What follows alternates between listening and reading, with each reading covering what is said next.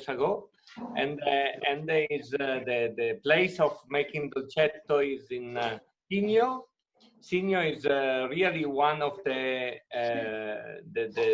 special place of dolcetto for the quality of wine is very very fruity, stronger, and very special. But 10 years ago, I decided to make dolcetto in the very special way. I'm looking to maintain the tradition of dolcetto wine, like good red table wine for everyday taste.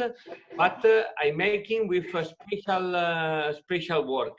But I decided to pick up the grapes at a very good time with the good maturation of the grapes, but put the grapes in the cold room for the maintain the grape very cold, and after the press the grape in the cold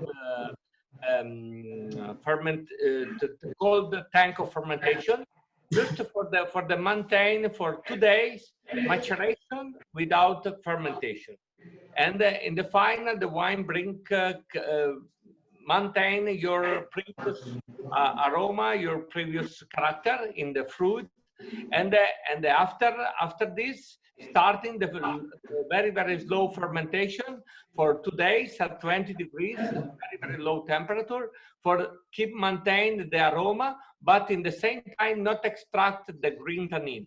In the final, the wine maintain very fruity character, and bring the real structure, the real body of the dolcetto. And after this, I decide to maintain the fermentation without skin for another week or 8-10 days. And the final, they maintain the wine in the very low temperature, and make the malolactic fermentation. And the final, keep the wine at the cold temperature just in the spring for the put in the bottle. And really, this type of work is very interesting for me. I create a very special market all over the world, just for the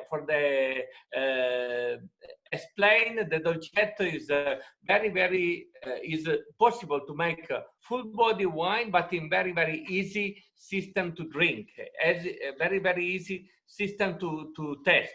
And really, the wine maintain your fruit, your previous character, without to extract too much the tannin. For the dolcetto, you have some little tannin in the wine, and at the moment you make with cold maturation, the characteristic is more fine, more elegant, and the final character is very easy to drink for people all over the world. And really, I have a very good success, for example, in the United States. With the people, it's possible to drink dolcetto in the summer with little cold barbecue. Yes, for example, for wine is possible drink in the summer with barbecue, and the wine is possible to drink not really at the regular temperature, but a little more cold. Okay, Paolo, let me interrupt you for just a second. We have to move on to Sergio Abrigo, but before I do, I neglected someone. I got his video a little bit late, but the other today is Daniele Gaia from Hello everybody. From Reva Winery in Monforte d'Alba. Ciao, Daniele. Hi, ciao. Okay, let's move to Sergio Abrigo, who is our other Dolcetto producer today. Sergio, we're going to talk about the 2018 Garabai Dolcetto di Diano d'Alba. Now, Paolo makes a Dolcetto d'Alba. The town where you're at, Diano d'Alba, specializes in Dolcetto. Tell me a little bit about the town, about the work you do, and about how you make this wine. This is a 2018 from a single vineyard for Garabai.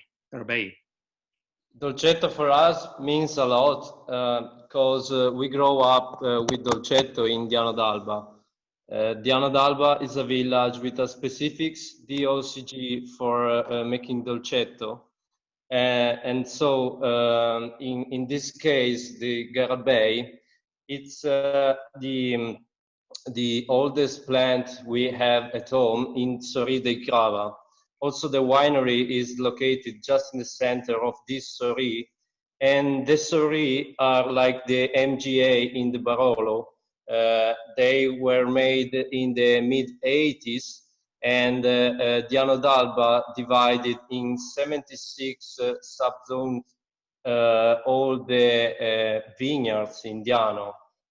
Just the one at Sori. Sori means just in front of the sun, so it's a question of exposure. And every Sori, different Sori in Diano d'Alba has a different name that comes from the history of the vineyards. Okay, And I'm going to put up a photo of the vineyard. You go ahead and continue talking about it. Okay. There we are.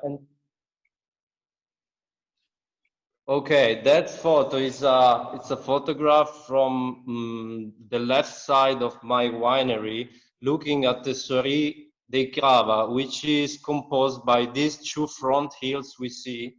And from the first one, we make Sori dei Crava, which is the classic dolcetto we make.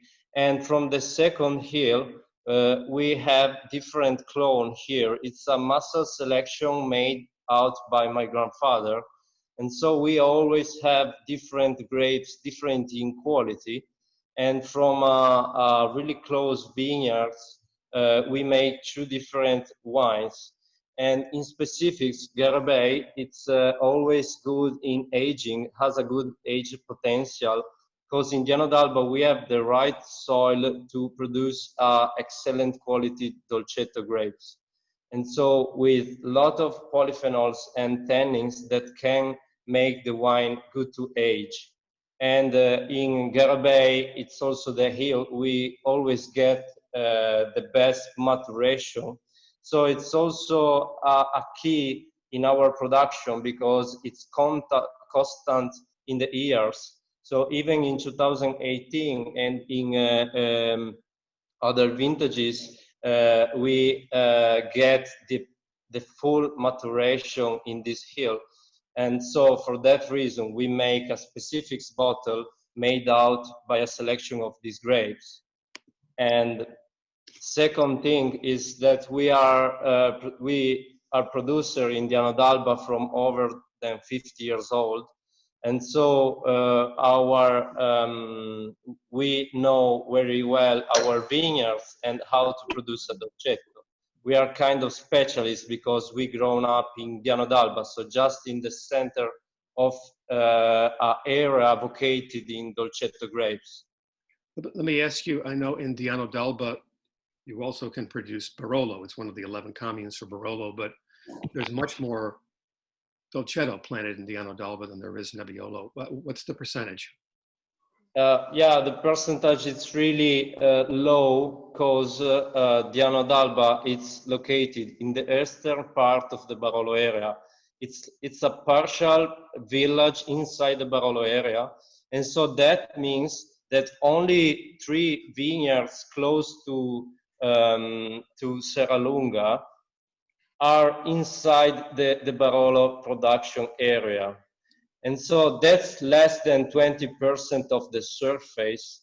It's under the Barolo area. The other part, for example, where I live, where we have the winery, it's just below the town of Diano d'Alba. And here it's only possible to produce Dolcetto because being at the border, just the very border close to Serralunga, is suitable for Barolo, Nebbiolo for Barolo. And all the other parts are good for Dolcetto. Okay. So that, how old is this particular Dolcetto, this Sori Garabay? How old are the vines? Oh, the vines are not only one age because the vineyards was planted in years by steps because it was all done by hand in the past with no machines. And so the central part was planted in 1968. And there are few plants like the mothers are more than 70 years old. because it was a pre-existent vineyard that was just renewed with some new plants inside. So now the center has more than 50 years old, but there are plants older and younger. Okay, two quick questions. One from a participant wanted to know the difference between Sori and Brico. I had one panelist answer that, but I want to get your thoughts on that, just very briefly, between the difference between the term Brico and the term Sori. Well, Brico means like the top of the hill. In a Brico, you see all the possible exposure from east, south, and west. In a Sori, it's like it's a steep hill that has only or mainly one exposure. So there are Sori from the morning that are like the east and southeast exposure, and there are Sori from the evening that are the westerly and southwesterly exposure. So the difference is the shape. One is a part of the hill, and Brico is like totally the top, which is like a circle, and you can find all the exposure all over the Brico. Okay, very briefly, and I'll a question from you, and then we'll move back to Paolo. You produce Dolcetto from Diano d'Alba, whereas Paolo produces, I believe your grapes are from Sinio. Is that correct, Paolo? Yes, Sinio. The same, the vineyard of Sinio, one time is they have a lot of younger vineyard, but now is the most part of the people is not plant a new vineyard of Dolcetto, and our vineyard, the same, is 50 years old. Okay. It's very, very old, and the production is very, very low in any case. Okay. The quality is growing more and more in the time. Thank you. Sergio, how would you describe the difference? It seems to me that Paolo makes a very typical Dolcetto d'Alba. As far as Diano d'Alba, what are the differences between your Dolcetto and Dolcetto d'Alba? Well, the difference is in the consistency, in the tannins, which are higher generally in the Diano d'Albas. So also the ripeness sometimes, because of the whiteness of the soils, is higher. So that means in some vintages you get some a higher level on alcohol, but also in polyphenol content. And so at the end, it's about structure. So you have more structure generally in a Diano d'Alba compared to a Dolcetto from Alba. That's the main difference. Then there's the hand of the producer that, of course, makes the difference. Okay. Let's, I'm going to try and save a few minutes at the end. We'll go back to talk about Dolcetto again, but we need to move on. Let's talk about Barbera now. And we're going to start with Daniele Gaia from Reva. And we're going to taste out and talk about your 2018 Barbera d'Alba Superiore. Tell us about that wine. Tell us a little bit about your winery as well. Yeah. Hello, everybody. I would like to introduce very, very fast, thank you, Tom, our winery that is a project quite young in the Barolo area. We are located in Monforte d'Alba. Also, if now part of our cellar is moved to La Morra, but still in the center of Barolo area. Our estate is not an historical family that produce wine from generation, but in reality is a group of young people built around Gianluca Colombo as a winemaker. And we start our history, our adventure only in 2012. So we are really, really young. For us, Barbera is a very important wine. For me, especially, I'm a really Barbera lover. Barbera is a very typical characteristic wine of Piemonte generally. Also, if you can find the different DOC produced with Barbera grape, Barbera d'Alba, Barbera d'Asti, Nizza, or many others. Is, in my point of view, a very traditional grape, and in the same time create wine a little bit international, if you want, because on the Barbera, you play a lot on the elegance. It's a wine extremely rich, full body, sometimes with high alcohol, but on the Barbera, this is not, in my point of view, a real problem, because the high acidity that normally is present in this wine is very well balanced to the alcohol, and creates a wine very, very rich of body, of texture, but extremely elegant and rich of drinkability, especially because one of the main character of the Barbera grape is that honestly have no tannins. So here you play really about fruits. You talk a lot about acidity, freshness, and no tannins. Our Barbera is superior. Superior, it means that is an important Barbera, is over 14% of alcohol, in that case is 14.5, and is aged for 1 year. For us, is 1 year in big barrel Slavonian oak, stocking producer. Okay. I tasted it earlier, and it almost seems like it's very difficult to find any sensation of wood. It's very clean, a lot of fruit, very well made wine. Oh, thank you. We did a good job. if you find that, thank you. You know, our Barbera is produced in 2 different vineyards, located in 2 different villages. It means also different character of the soil. Around 60% of the grapes arrive from a very, very old vineyards. I'm talking about 55 years old, located in Ravera Cru, so a beautiful area, very known also for the production of Barolo. And the rest is produced in Monforte d'Alba, in a vineyard much more young. I talk about around 15 years old, so young, talking about Barbera. And it's great to have the possibility to work with 2 different vineyards and then create just one wine, because in the old vineyard, we have a great extraction of polyphenol substance, of flavors, and a very good body.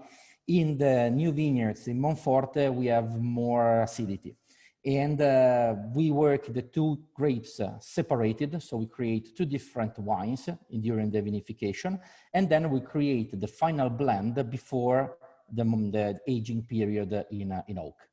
Okay, thank you. Let's move on to Federica Boffa. Federica, I know that you have to leave in a few minutes, but we are tasting today your Fides Barbera d'Alba Superiore, and this is a new release to 2017 from the Moscone vineyard, where your father also makes a single vineyard, Barolo. So tell us about this wine. I'm going to put up a picture. You go ahead and speak, and I'm going to put up a picture of the vineyard.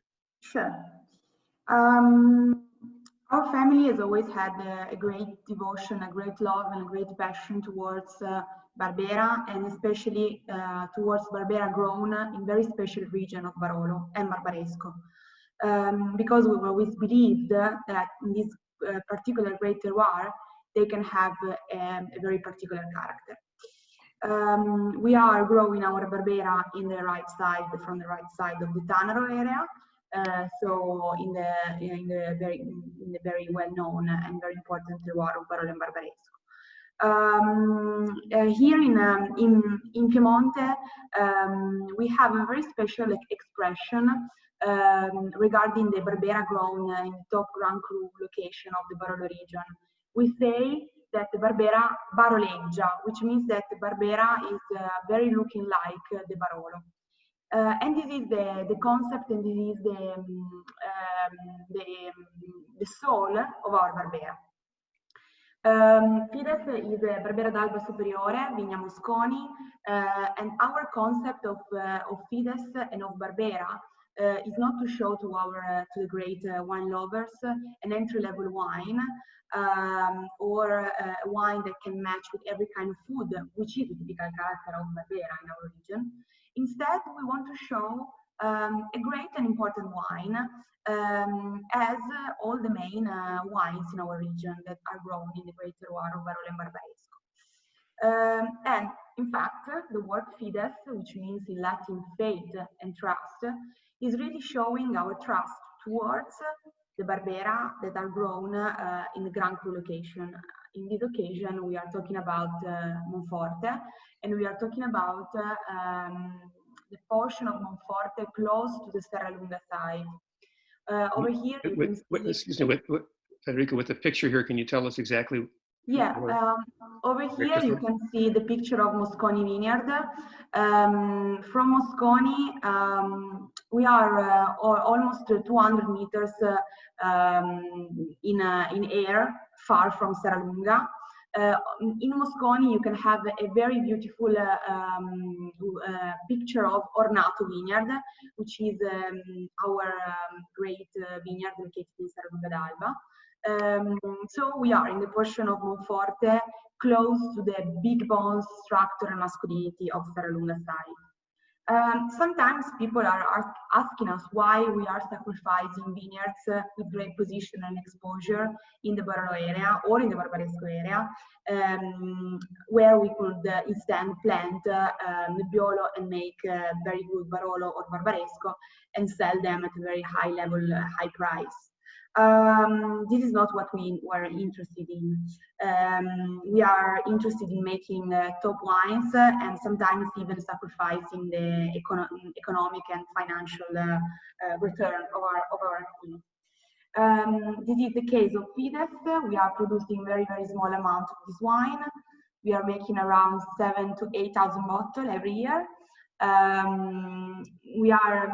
Fides you have is Fides 2017. From 2017, Fides has changed a little bit his aspect because it has become a Barbera d'Alba Superiore. Vigna Mosconi. So from 2017, it is from Monforte. Before Fides, it was from Serralunga. We decided to change the vineyard after our last acquisition in Monforte with the Vigna Mosconi. We are employing very, very old vines.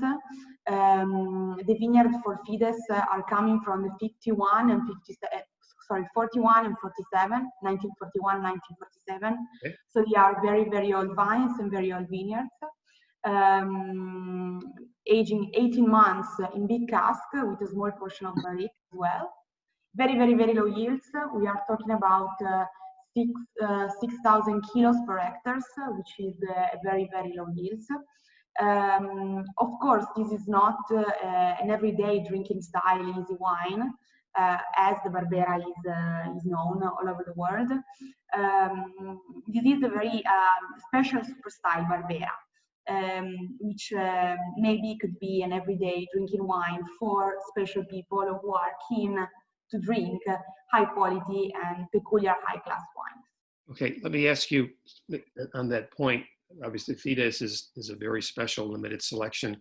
You also make a classic, if you will, Barbera d'Alba.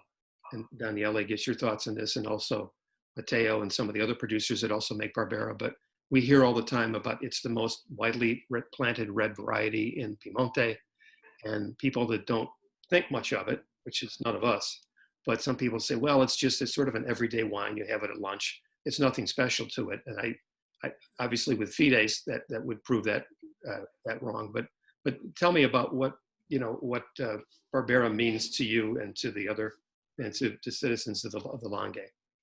Barbera is a very important wine for us, and I can speak, I believe, for all the producers that are here today with us. I believe that Barbera is the second most important grape variety of our region after Nebbiolo.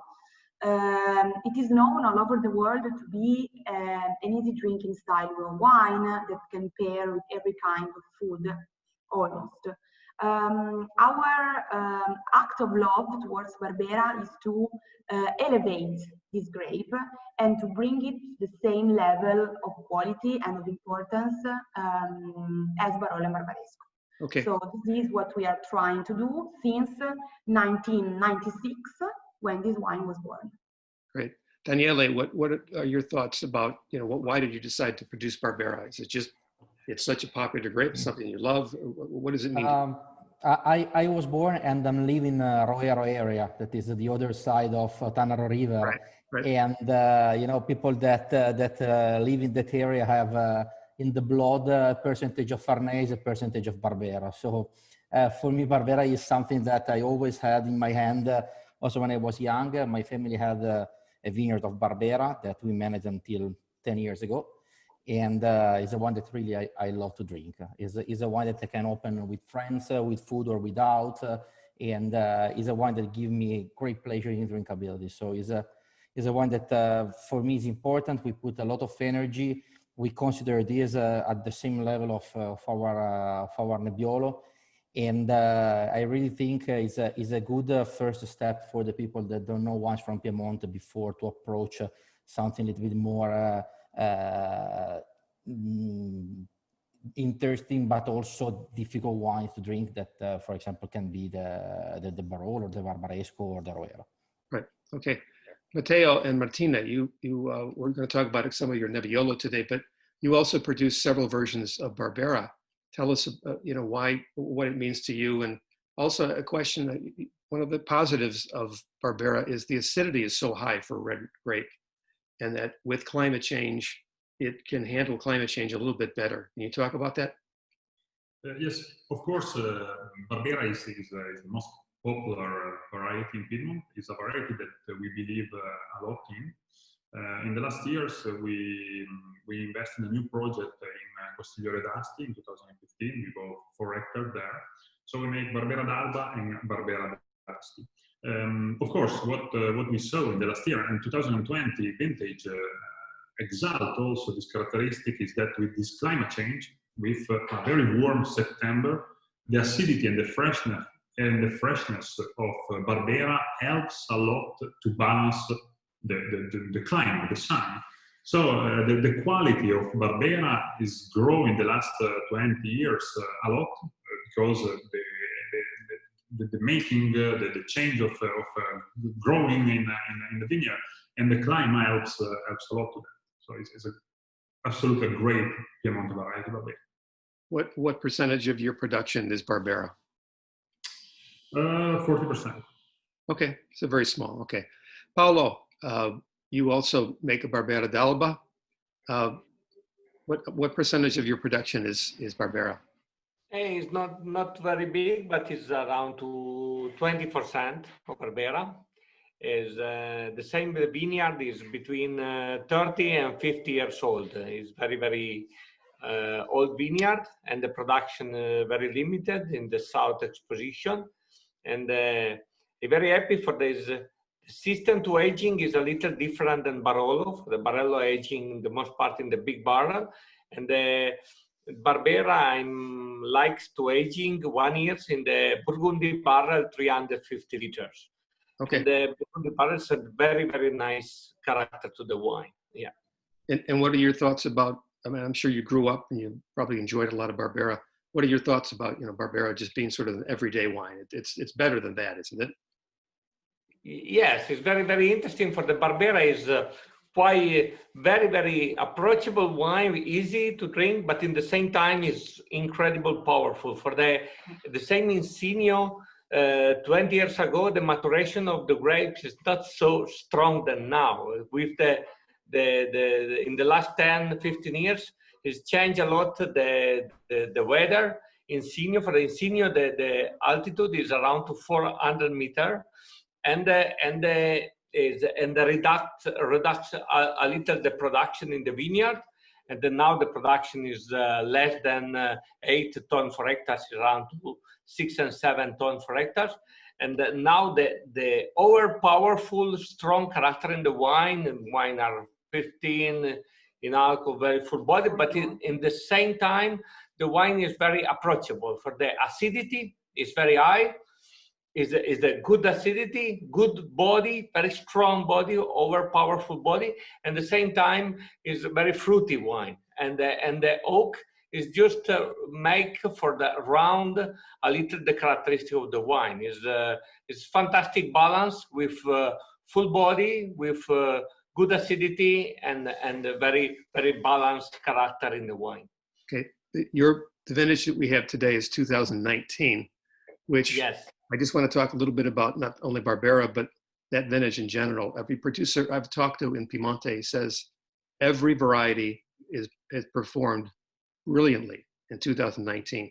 And I'm so looking forward to all the other releases of Barbera and Dolcetto, and I've tried many Dolcetto already. Then of course, when we get to Nebbiolo, Barolo, Barbaresco, Roero, Gattinara, other things. Tell us about 2019, the growing season.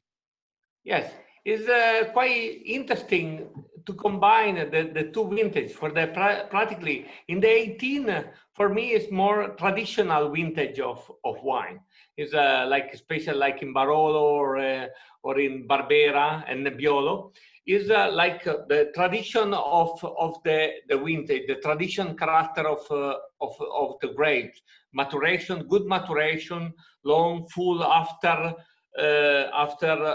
tasting, very long after tasting wine, very powerful, and the traditional character, stronger and powerful. For me, 19 is very, very interesting for the same. The body of the wine is very strong, but at the same time, the fruit, the fine character, the balance is very, very, very interesting, especially in Dolcetto, but at the same in the Barbera and Nebbiolo, is tasting in the Barbera and Nebbiolo, very, very fruity, very, very soft and balanced and elegant. Right. More elegant than 18. 18 is represent a very, very good traditional vintage, and 19 represent a more elegant and fruity style, a little more looking modern vintage. And the 18 probably in the future is looking more old and traditional vintage. This is very, very interesting for the, it's a very big put to different character to the all of the vintage in the very good way. All of the two is make a very good expression, but in two different ways. Okay, great. One other thing, and then we'll move on to Alessia Travaglini, who's been very patient, sitting there waiting for her turn. But I want people to know, and I don't think most people who are watching know this, but Paolo happens to make a very limited production of Barbera d'Alba for a very famous restaurant in Italy.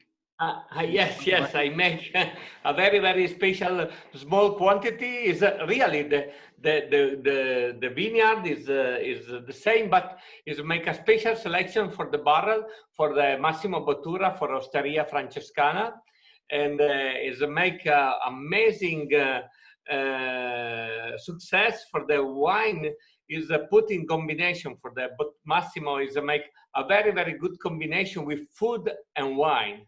And really, Barbera with the strong character, especially for the, he have the start with the 16, but especially 17 is a wonderful vintage of Barbera for the maturation. And the put in combination with like pate, mousse of mortadella, and looking the strong character of the food and combined to the strong character of the wine, and the same fruity and strong character is a make fantastic combination. For me, it's very, very interesting combination with food and wine in the best, in the top combination is a wonderful experience.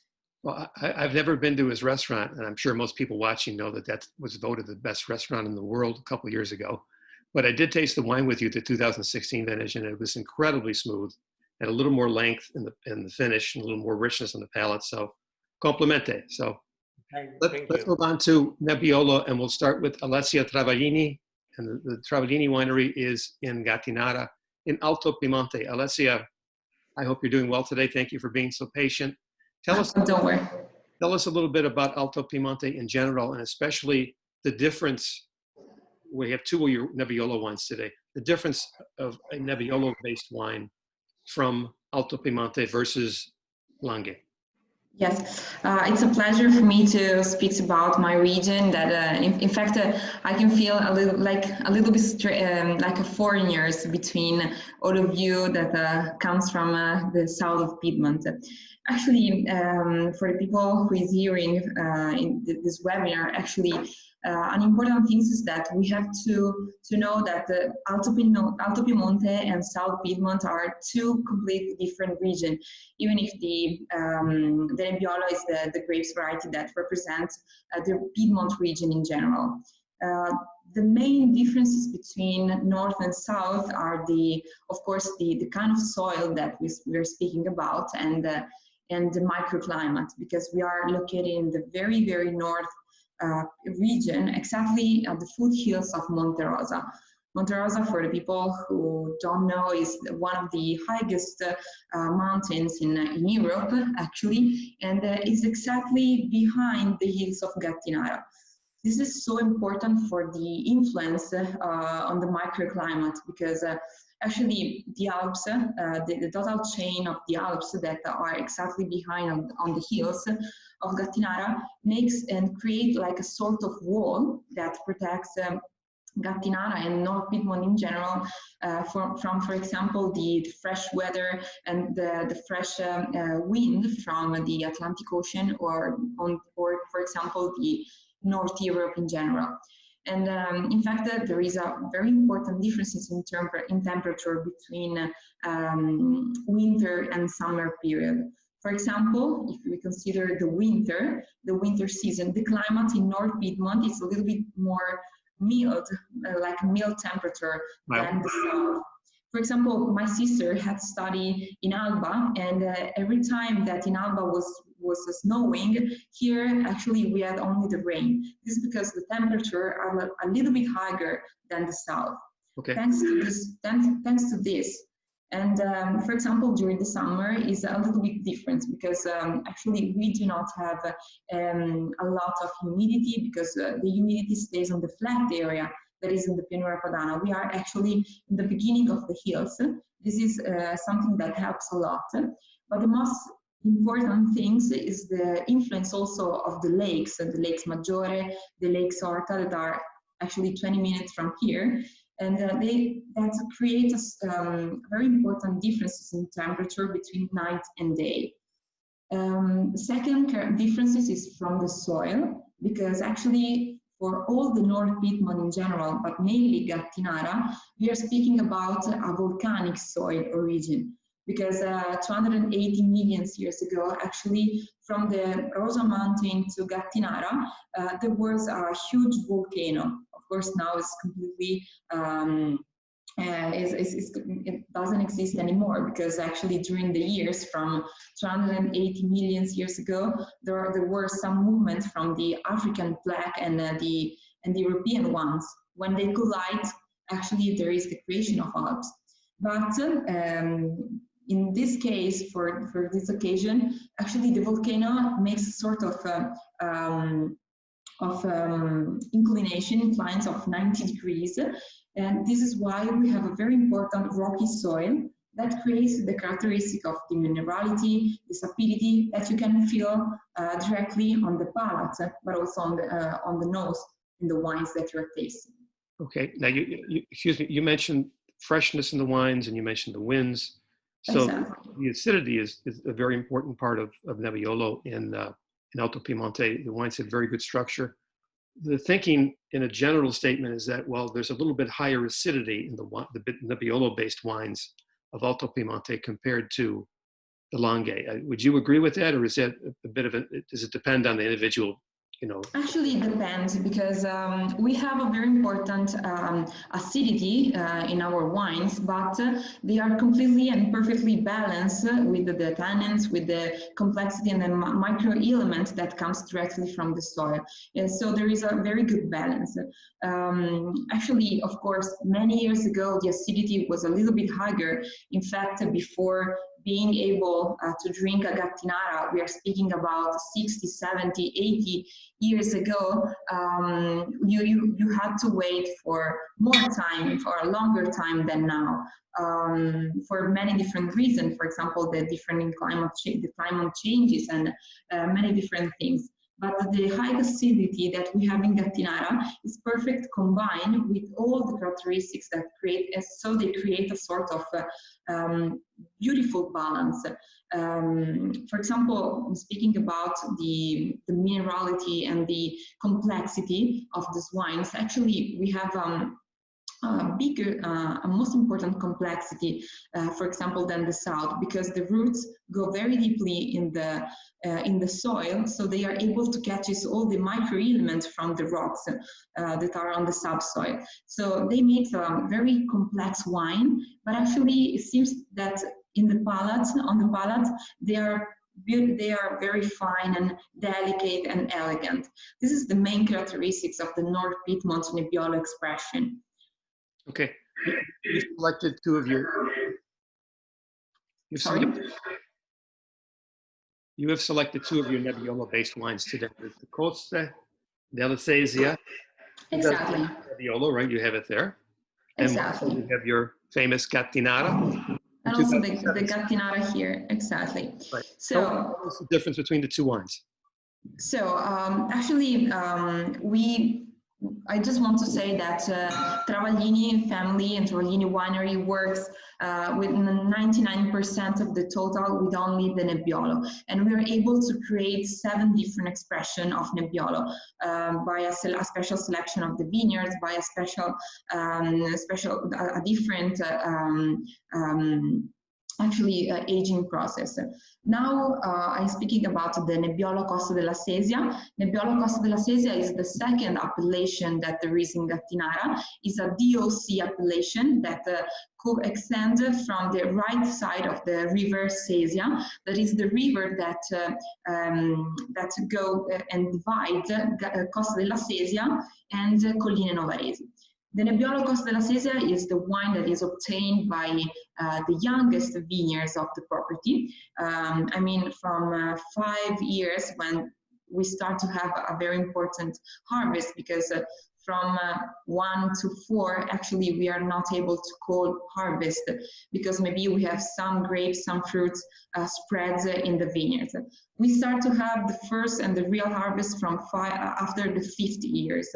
So we start to produce only Nebbiolo Costa della Sesia until the vines arrive to 10, 12, or 15 years old, depending on the area. This is because the goal of this wine is to reach the freshness, a very fresh expression of Nebbiolo. In fact, on the palate and on the nose, there is a beautiful, beautiful perfumes of rose, of flowers, and fresh fruits. This is the goal. This is the main characteristics of this wine. Okay. In fact, it's aged only for 8 months. Okay, I'm sorry about interrupting, but your bottling is 100% Nebbiolo, correct? Exactly, exactly. I have a question from a participant who wants to know, or a panelist who wants to know that many producers up there grow Vespolina and Uvarara, which are indigenous varieties of the area. First of all, do you grow those varieties at all, and do you blend them at all in any of your wines? The answer is not actually, because we could use Bonarda and Vespolina because the appellation of and the DOCG requirement allows us to use 90% of Nebbiolo and 10% Bonarda and Vespolina. In fact, there are some other producers in Gattinara that blend these 3 grape varieties, but we prefer to use only Nebbiolo because actually the Uvarara, actually the Bonarda, were mainly used for adding a little bit of color and actually like making the Nebbiolo a little bit smoother than using only Nebbiolo. Vespolina was mainly used for the green parts of Nebbiolo, the flowering that was adding to Nebbiolo. But both are not good as the Nebbiolo for the age potential. So that's why we prefer to use only 100% Nebbiolo for the Nebbiolo Costa della Sesia and for all our products of Gattinara. The only exception is for our table wine that is called Cinzia, that is made for 96% of Nebbiolo and just a little percentage of Bonarda and Vespolina that is obtained by a separate harvest from our oldest vineyards. That comes exactly in that old vineyard that we haven't replanted yet or renovated. Okay, I'm going to put up a picture of some of the vineyards from Gattinara. Tell us whatever you can about Gattinara. I know you're the leading producer, not only in terms of vineyard holdings. I think you have, about 70 or 80% of all the vineyards in Gattinara, but I'll put this picture up. Tell us a little bit about what we're looking at. Let me see the picture. Okay. Okay, yes, this is exactly the picture that I was expecting, because this is the best picture that can represent the Alto Piedmont region, or mainly the Gattinara. Because when I was saying that Gattinara is exactly in the foothills of Monte Rosa, this is the proof. The little red house that you're seeing stays in a new vineyard that we have completely renovated this year. We planted 3.5 hectares from January to June this year in 2020, and the vineyard that is exactly behind this little red house is our second biggest vineyard, that is called Ronchi. Ronchi is the second oldest vineyard that we have, and it's divided in 2 parts. The part below was planted in 1982, and the part a little bit upper was planted in 1971, and is a vineyard where we produce Gattinara Classico, the wine that I'm going to speak in a while, and a selection for the Riserva. And the influence of the Rosa Mountain is very, very important for our final freshness and elegance of the Nebbiolo, the expression of the Nebbiolo. The differences, from the Costa della Sesia, is that it's aged only for 8 to 10 months in total, just for making a little smoother the tannins, that is a classic expression of the Nebbiolo. And for what concerns the classic Gattinara, there is a different and a little bit longer age process, because this wine is aged for in total 3 years. Of course, 3 months in stainless steel tanks for the fermentation, for the alcoholic fermentation and the malolactic fermentation, that is the same for all our wines, and then 30 months in big barrels, in Slovenian oak barrels of different size and different dimensions. You're a very traditional producer. You only use the Slavonian non-deboti, so great. Let's go ahead. You wanted to add something, please. I just want to say that just a little bit, just a little things of Gattinara, because the classic Gattinara is a DOCG appellation. We obtained the DOCG requirement in 1990, and actually we are, this is a blend of all the vineyards that we have of the property. Think about that in Gattinara there are 4 different hills, and the appellation of Gattinara is spread in all 4 different hills, and we are the only one producer that have the vineyards in all different, in all 4 different hills. This is important because we can blend together and create a very complete expression of Gattinara, because we can have different exposed to sun of the vineyards, at different altitude, different age of the vineyards. So we can create a very complete expression of what is a wine from Gattinara. Okay, thank you. Let's talk about Nebbiolo now from the Langhe, and we'll go back to Sergio. Abrigo, we have 2016 Nebbiolo d'Alba. Tell us about this particular wine and how much you make of it. And Nebbiolo d'Alba must be 100% Nebbiolo, correct? No, it doesn't. Because the law says at least 85% of Nebbiolo. But in our case, we only grow Nebbiolo, so we don't add any other varietals. Okay. And talking about this wine is exactly what we were talking before about the border of the Barolo area. And this Nebbiolo d'Alba comes from a vineyard in Diano d'Alba, just outside from the area of Barolo production. I just put up that's why. One of the exactly. This is a southwesterly exposure in coming up from Grenzane Cavour that underline the border of the Barolo area towards Diano d'Alba, which is the top of the hills, like you can imagine at the right of the photos. On the top there's Diano, and there's all these big step hills going down till the border of the Barolo. So from this side, we have all the varietals. There are neighbors that are planting Barbera. There's the top of the hills is best for the Dolcetto because the soil is drier. And in this part, we have the Nebbiolo. And the difference is in the soil, and why this part of the hills isn't in the Barolo area is because here we start to find a little bit of sand more than only the clay present in the Barolo area.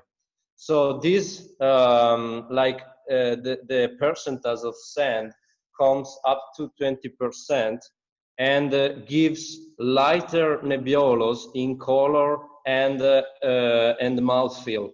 Okay. So tell us a little bit about how you make the wine, the barrels you use, how long you macerate the skin. Yeah.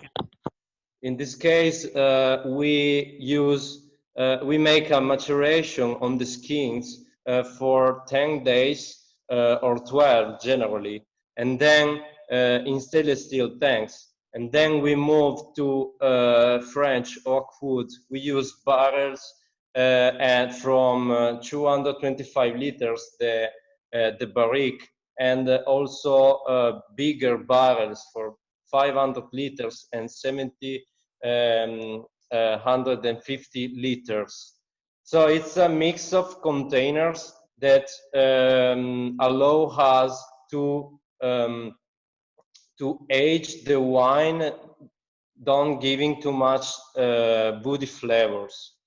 And so also because this wine aged 1 year in barrique, and then it's moved into bottle. The wine is light in body and color, but it's a pure expression of elegance. For this reason, we never use 100% of new wood, but only up to 20% of new wood. And all the wood comes from France, because it's Mutver. Okay.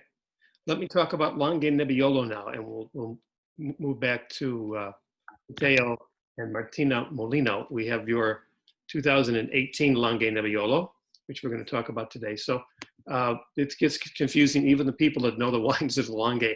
What is the difference between Nebbiolo d'Alba and Langhe Nebbiolo? So we make Langhe Nebbiolo because our Nebbiolo is a blend of two areas. The majority of the grapes come from Guarene in Roero, because our mother is from Guarene, and a few years ago we bought the vineyard from our father, and a part is from the Barolo area.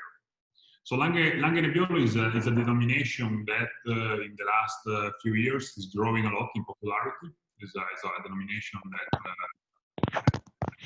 but not also in Italy, is growing quite fast. Our Nebbiolo is the expression of our style and of the vineyard that come from. So it's a pure, elegant, and very aromatic and pleasant Nebbiolo. For us, what is very, very important is to make 3 steps of Nebbiolo. So Langhe Nebbiolo, Barolo Classico, and single vineyard Barolo. So Langhe Nebbiolo has, for us, a kind of wine that has to be very pleasant, with a good deepness, but a very good aromaticity. So this is very, very important for drinkability and the fruit and the elegance of the wine. In this case, okay, we've got a picture of the picture up of the 2016. But we're talking about 2018 today. So you were allowed to blend up to 15%, correct? But your Langhe Nebbiolo is 100% Nebbiolo. Yeah, it's Nebbiolo, and 70% of the grapes come from Guarene, so the majority is Roero, and 30% is from Barolo area, from La Morna. So even though it's called Langhe Nebbiolo, some of the grapes are from the Roero. Yes. This is very important in our wine, because really get the style. Roero has a little bit more sandy in the soil, and of course exalt much more the aromaticity, the pleasant, the elegance of the tannin that are characteristic, very, very important for us. So our Nebbiolo is specific. In 2018, we picked the grapes the 5th and the 6th of October. And for Nebbiolo, we do just 6 days of maceration, 20 Celsius degrees, so 78 Fahrenheit degree maximum temperature control, just to exalt the fruit and the elegance of the wine. This is extremely important for us in the way making. After, just a touch of wood, so it's no longer aging in wood. And normally we start to sell Langhe Nebbiolo during the next summer. So. Okay, and you're aging in small barrels or in large casks? In large casks. Large casks. Yeah. Right. We have your Barolo, but let me switch over to Daniele from Reva because we also have his Barolo. We'll now move to the big example. Here it is, the 2016 Barolo. Tell us a little bit. We're going to have a webinar in December of just all about 2016 Barolo, but which is an outstanding vintage. Tell us a little bit about your experience with 2016. What was the growing season like? 2016 is one of the vintage where I can spend a lot of money buying wines from other producers. Right. Yeah, because other producers have told me that too. They have their own cellar they're going to buy from other producers, right? No, it's a very beautiful and great vintage for in general for all the wines, especially for the Nebbiolo growth in the Barolo area. Is a vintage that gives us Barolo extremely rich of body, but with a balance and with a structure absolutely very, very typical. So is what I expect from a Barolo. Reva is producing 4 different Barolos. 3 are MGA, Menzioni Geografiche Aggiuntive, or CRU if you want, somebody called CRU, and are Ravera in Novello, Lazzarito in Serralunga d'Alba, and Cannubi in Barolo Village. The Barolo Classico, the Barolo that you are tasting now, wants to be something that looks more at the history of the Barolo denomination, at the big name of the denomination like Bartolo Mascarello that always produces a blend of different vineyards to create just a Barolo that can show the potential and the characteristic of the vintage in all the Barolo area, not just in one single vineyard. For Reva, this is produced with 4 different vineyards, all CRU, all MGA, but that we decided to blend together to create just one wine. Here we are talking about Bussia, that is a very known CRU in Monforte d'Alba and represent around 50% of the grape of this wine. The rest is divided in almost the same quantity between Grinzane Cavour, is an amazing vineyard really, really close to the castle of Grinzane Cavour. The youngest part of Ravera, because we use the vineyard 65 years old for our Barolo Ravera, and the vineyard 25 years old in West Exposition for the Barolo Classico. And then we have a vineyard in Garombo that is a CRU in Serralunga d'Alba. We tried in the past to make a single unique vinification, picking the grape in few days and crushing together, but was an experiment made only in 2012. Then we decided to make 4 separate vinification because the timing of maturation of these vineyards is too different. We need to give at the plant the possibility to arrive at the perfect maturation to give us the better result as possible. So it's not possible to make a unique vinification. So we pick up the grape in each vineyard when it's the best moment in terms of maturation. We create 4 wines separated, and that way we can also play a little bit in terms of timing of maceration. That for us is very important. Here we are talking between 30 to 40, 42 days for each vineyard.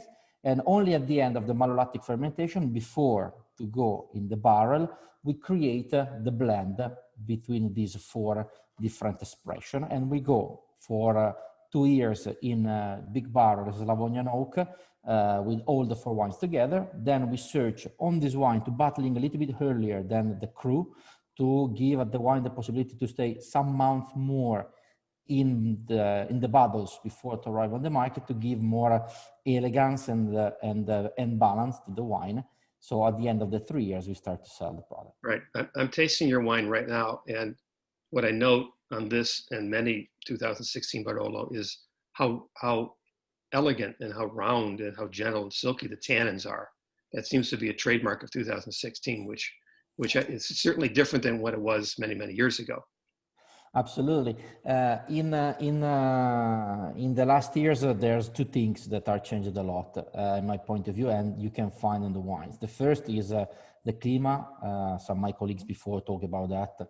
So the clima is changed, and is changed for all the vineyards. There are some vineyards that in the past were considered the best, absolutely, because warmer than the others. Now sometimes it starts to be a little bit too warm. So it's important also to balance the alcohol and the flavors of these vineyards with other, maybe with a different exposition or different altitude that can grant a little bit more freshness.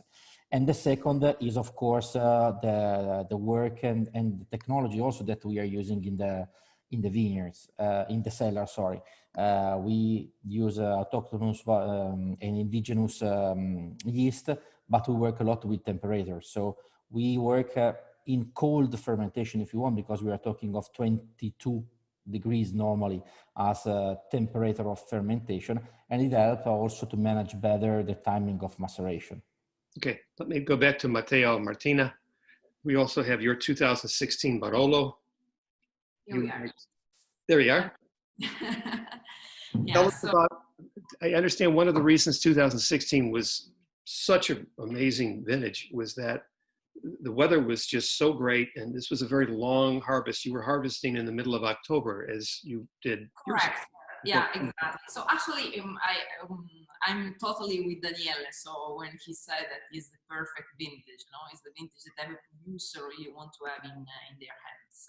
And is in fact, just for give you an idea, we are talking many times, I mean, with Matteo and with my father also about the 16 vintage, to give some example of back vintages that we can compare with, and actually we can find one. So that proves how good quality-wise has been the 16. That's a great statement right there, that you can't find anything to compare it to. Okay.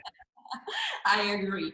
But as you said, yes, in 16, what was perfect was definitely the cycle of vegetation and the weather. So we started with kind of abundant rainfall during the springtime that helps a lot for the summertime. That has been hot, but not with extremely peak of hot temperature. So it was hot, but in a good way, and also the good reserve of water from the springtime helps. Important was the final part of the maturation of the grapes. So I would say like September and October, so was fundamental for the quality of the 16 vintage. We had in fact a very good weather during the day, like kind of warm, but it cools off at night. It was perfect for the aromaticity, complexity, and the structure of the vintage. And as you said, we picked quite late. So regarding the classic Barolo, for example, we picked between October 15 to 18th. So it was quite late harvest. Okay. That remind us more the vintages from the back years. So it's been a very, very, nice vintage all the season long. And you're in the Annunziata zone of La Mora. Where do you source, for the classic Barolo, where do you source your Nebbiolo from? So actually, when we are talking about Mauro Molino, we are thinking about a winery that is, I would say, also in style. So we really aim to define ourselves this way. When we are talking about the classic Barolo, we are sourcing the grapes from our own vineyards that are actually 3 different vineyards. The majority is in the La Morra territory, so about 70% is La Morra. Some in the Annunziata MGA, so the lower part of La Morra, that is what really gives like the elegance to this type of Barolo. Then we do have a second vineyard in the higher part of La Morra, in the Berry MGA, so completely different style, Annunziata and Berry, due to different altitude and microclimate. And the minority of this Barolo is coming from Monforte d'Alba, but is a tiny percentage, so it's about 30%. And we have also to say that Perno is probably one of the most elegant area in the Monforte village. So what characterizes our classic Barolo in style is definitely the elegance, the great aromaticity, and the pleasantness overall, that are some also of the pillar of our winemaking philosophy. Okay. How do you age the classic Barolo? The classic Barolo is aged in big barrels, 25 and 50 hectoliters barrels, so both of them for 18 months. We do like 14 days maceration time. So it's a little bit more traditional method of vinification without losing all the characteristics of the fruits and the La Morra elements. That is something that we want to exalt every time. So this wine is kind of our business card, I would say. So Okay. it's definitely our ambassador. And briefly, a question I wanted to ask about the Longa Nebbiolo, but we talked about how great the vintage was in 2016. 2018, I've heard different views about 2018. How was that growing season? What can we look forward to with Barolo? 2018, it was a little more humid vintage. I mean, we had a little bit more water during all the season, especially in the springtime. It was a kind of vintage where the last part of the summer was a fantastic, very, very beautiful weather, very, very sunny, especially during the day. Good range temperature between day and night. Is personally a vintage that I like a lot, especially for Nebbiolo, not for the richness, not for the richness of the wine, but gets a lot of aromaticity and a very, very pleasant Nebbiolo for Langhe Nebbiolo and also for Barolo. Of course, 16 maybe is the kind of vintage that has more deepness. Is a kind of magic vintage, but 18 was a very, very good vintage, of course. Yeah. And it's a kind of style that I personally like a lot for Nebbiolo because it was very, very pure. Also Barolo in 18, in our case, and I taste from also other friends, are very, very pure and very elegant. And you recognize very well the different vineyards. So this is very important. That's great. We have about 2 minutes left. So I just have one more question left. We don't have time for everybody, but we'll talk to the women here. Just about Nebbiolo, I think one of the great things about Nebbiolo, especially people that aren't that familiar with it, you know, they hear how long the wine ages, whether it's a Barolo or Barbaresco, whatever the wine may be. And it has so much tannin to it, and yet it's a very feminine wine. It's much more approachable than, you know, a big Cabernet from Napa or other big reds. So Federica and Alessio, why don't you just say, just briefly, we have a couple of minutes left, just some thoughts on that. I also would like to add something regarding the classic Barolo. I'm very happy that a kind of new producer as Reva has decided to devote himself also to the classic and traditional way of producing Barolo in our region. So I'm very happy. I was very happy to listen about Daniela explaining and talking about the traditional way of making Barolo. And I'm very happy that you, Tom, has decided to select 2 classic Barolos in order to show to our guests today what was Barolo when it was born many, many years ago. Right. Well, I think there's been so much attention on the single vineyards as of late that people forget, like you said, what Barolo was like years ago. And also, as we've talked about, the single is not a better wine. Yeah, of course, we are not, I'm not saying that single vineyard is better or worse than the classic traditional Barolo. It's just something completely different in style and also in the expression. The single vineyard is the expression of just one property, which of course can be unique and of course will be completely different from anyone else's property. But it's just an expression of that soil, of that microclimate. While by blending the different position, different exposure of vineyards in different villages of the Barolo area, you can really show to the consumer a complete picture of our terroir and of our history and of our region. Okay. Yes, you're right. Single vineyard has reached a great importance nowadays, especially among very high-end consumers. This is also an opportunity for our region to gain importance and to gain attention from all around the world. Right. Okay, we have just a minute left. I want to finish up with Alessia. If you could answer my question about how approachable and how elegant and how much charm and finesse Nebbiolo-based wine can have, even when it's young. Yes, I really enjoyed it, and I really liked when you say that the Nebbiolo can be considered like a feminine wine. Actually, yes, because even though there are many different expressions, also between the difference, for example, a different producer in Gattinara, but the main difference are from the single region, the single area like Barolo, Barresco, Roero, and all the different area of North Piemonte. Besides the differences that there are between one and another, actually there is always like a single things that makes a unique wine, a unique expression of a Nebbiolo that can be the wine to drink in every occasion, that express that is completely fine and delicate and very easy drinking. That is the most important things of this beautiful kind of wine and grape variety. And I really liked when you say that it's like feminine, because it's can be, I can say that it's a romantic wine, like a woman is. I just on that thought, I think that's a great way to finish, and I would certainly agree, and that would certainly attract me to an Nebbiolo-based wine without doubt. So senza dubbio. So thank you. We're out of time. Thank you all. I appreciate your comments. We're going to see all of you back in future webinars. I appreciate everyone tuning in today. Our next webinar is on Piemonte Weiss on November 11th. And we have several other ones. I guess, again, we'll see all of the producers again. I appreciate your insight and your thoughts, and I hope everyone else. And as one of my attendees here, Cheryl says, I can't wait to visit Piemonte again. I think she speaks for everyone that is watching today and everyone here.